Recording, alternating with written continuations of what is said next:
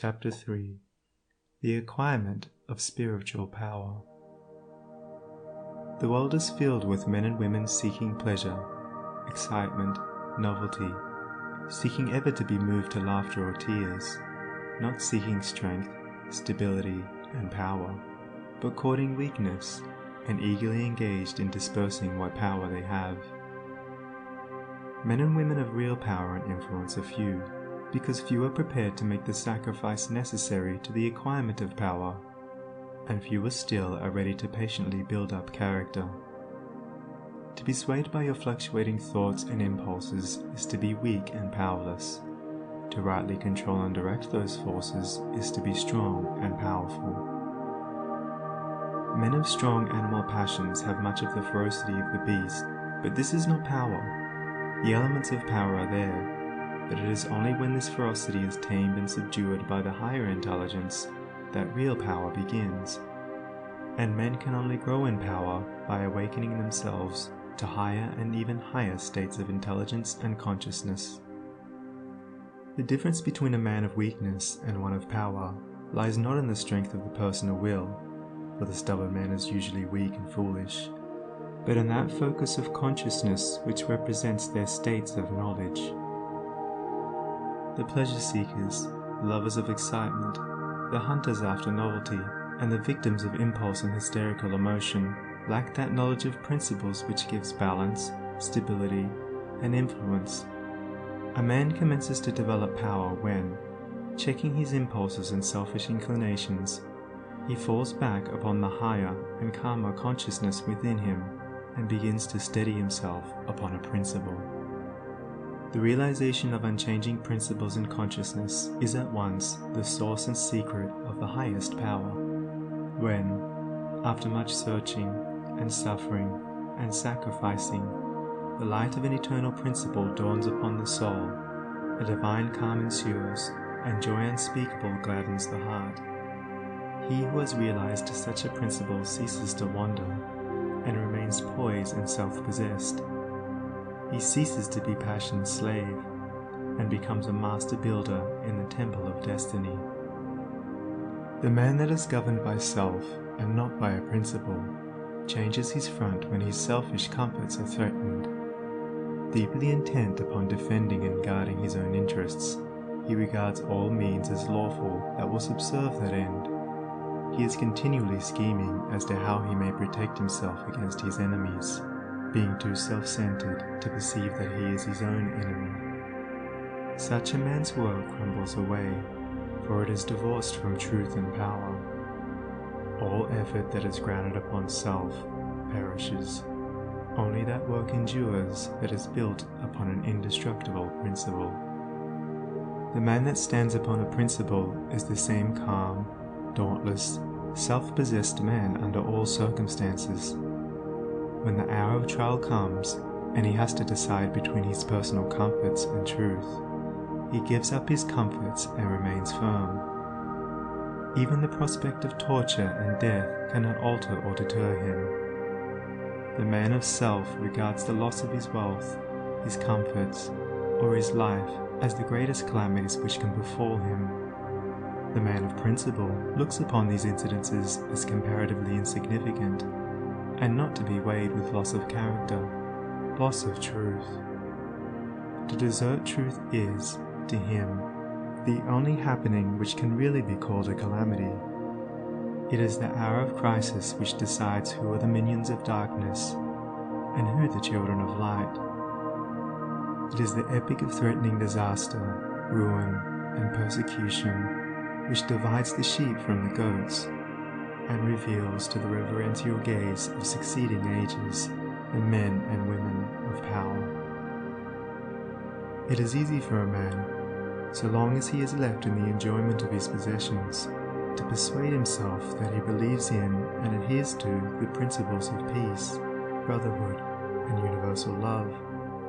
But if, when his enjoyments are threatened, or he imagines they are threatened, he begins to clamor loudly for war, he shows that he believes in and stands upon, not peace, brotherhood, and love, but strife, selfishness, and hatred. He who does not desert his principles when threatened with the loss of every earthly thing, even to the loss of reputation and life, is the man of power, is the man whose every word and work endures, is the man whom the afterworld honors, reveres, and worships. Rather than desert that principle of divine love on which he rested, and in which all his trust was placed, Jesus endured the utmost extremity of agony and deprivation, and today the world prostrates itself at his pierced feet in rapt adoration. There is no way to the acquirement of spiritual power except by that inward illumination and enlightenment which is the realization of spiritual principles, and those principles can only be realized by constant practice and application. Take the principle of divine love, and quietly and diligently meditate upon it with the object of arriving at a thorough understanding of it. Bring its searching light to bear upon all your habits, your actions, your speech and intercourse with others, your every secret thought and desire. As you persevere in this course, the divine love will become more and more perfectly revealed to you, and your own shortcomings will stand out in more and more vivid contrast, spurring you on to renewed endeavor. And having once caught a glimpse of the incomparable majesty of that imperishable principle, you will never again rest in your weaknesses, your selfishness, your imperfection, but will pursue that love until you have relinquished every discordant element and have brought yourself into perfect harmony with it. And that state of inward harmony is spiritual power.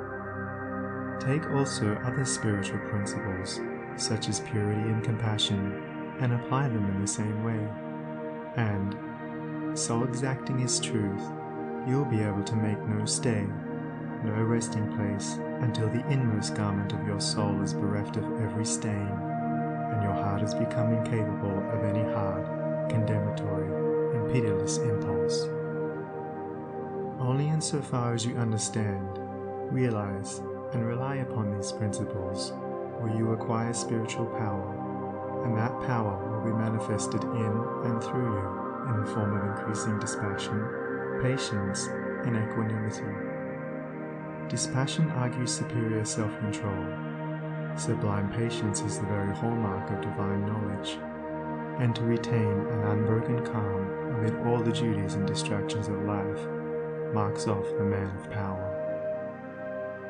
It is easy in the world to live after the world's opinion. It is easy in solitude to live after our own. But the great man is he who in the midst of the crowd keeps with perfect sweetness the independence of solitude. Some mystics hold that perfection in dispassion is the source of that power by which miracles, so-called, are performed. And truly he who has gained such perfect control of all his interior forces that no shock, however great, can for one moment unbalance him, must be capable of guiding and directing those forces with a master hand. To grow in self-control, in patience, in equanimity, is to grow in strength and power, and you can only thus grow by focusing your consciousness upon a principle. As a child, after making many and vigorous attempts to walk unaided, at last succeeds, after numerous falls, in accomplishing this, so you must enter the way of power by first attempting to stand alone. Break away from the tyranny of custom, tradition, conventionality, and the opinions of others, until you succeed in walking lonely and erect among men. Rely upon your own judgment. Be true to your own conscience. Follow the light that is within you. All outward lights are so many will-o'-the-wisps. There will be those who tell you that you are foolish, that your judgment is faulty, that your conscience is all awry, and that the light within you is darkness. But heed them not. If what they say is true, the sooner you, as a searcher for wisdom, find it out the better, and you can only make the discovery by bringing your powers to the test. Therefore, pursue your course bravely. Your conscience is at least your own, and to follow it is to be a man. To follow the conscience of another is to be a slave. You will have many falls, will suffer many wounds, will endure many buffetings for a time, but press on in faith, believing that sure and certain victory lies ahead. Search for a rock, a principle, and having found it, cling to it. Get it under your feet and stand erect upon it, until at last, immovably fixed upon it, you succeed in defying the fury of the waves and storms of selfishness. For selfishness in any and every form is dissipation, weakness, death. Unselfishness in its spiritual aspect is conservation, power, life. As you grow in spiritual life and become established upon principles, you will become as beautiful and as unchangeable as those principles, and will taste of the sweetness of their immortal essence, and will realize the eternal and indestructible nature of the God within. No harmful shaft can reach the righteous man, standing erect amid the storms of hate, defying hurt and injury and ban, surrounded by the trembling slaves of fate. Majestic in the strength of silent power, serene he stands, nor changes not nor turns. Patient and firm in suffering's darkest hour, time bends to him, and death and doom he spurns. Wrath's lurid lightnings round him play, and hell's deep thunders roll about his head. Yet heeds he not, for him they cannot slay, who stands whence earth and time and space are fled. Sheltered by deathless love, what fear hath he? Armoured in changeless truth, what can he know of loss and gain? Knowing eternity, he moves not whilst the shadows come and go. Call him immortal, call him truth and light, and splendour of prophetic majesty, who biddeth thus amid the powers of night, clothed with the glory of divinity.